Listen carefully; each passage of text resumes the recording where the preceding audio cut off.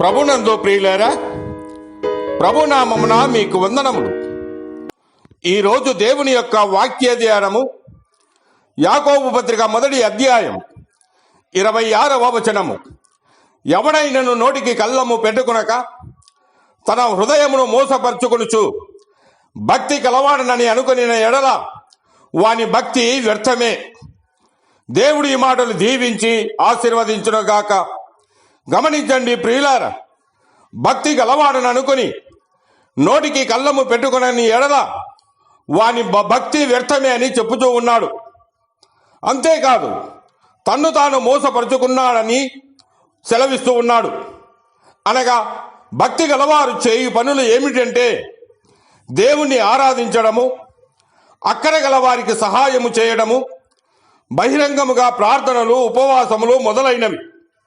అయితే వీటిని చేసినను నోటికి కళ్ళము పెట్టుకునే వాడు వాని భక్తి వ్యర్థమే అని సెలవిస్తూ ఉన్నాడు. అనగా పనిచేసి కూడా ఫలము పొందుటలేదు అంటే ఏదో ఇక్కడ మనము చూడగలం. భక్తి ఉన్నది కానీ నోరు సరిగా లేనందువలన దేవుని పనికి ఆటంకముగా ఉన్నది. నోటికి కళ్ళము లేనందున దేవుని పనికి సహాయపడుట కన్నా అడ్డుబండగా ఉండుటకే తోడ్పడుచున్నాం. అందును బట్టే నోటికి కళ్ళము అవసరము. కళ్ళము లేని వారి నాలుక ఎటువంటిదంటే అది ఇచ్చకములాడును, కొండెములాడును, పాపము చేయును, కపటము కలిగించును, నాశనము చేయు నాలుక, కోపద్రేకుల నాలుక, భూ సంచారము చేయు నాలుక, హానికరమైనటువంటి మాటలు పలుకు నాలుకగా ఉన్నది. ఇది గమనించినట్లయితే ప్రియులారా, ఒక్క నాలుకయే కదా ఎంత చెడ్డగా మాట్లాడునో చూడండి.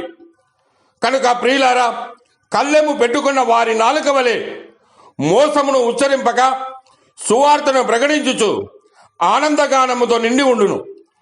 దేవుడు మిమ్మల్ని దీవించి ఆశీర్వదించును గాక.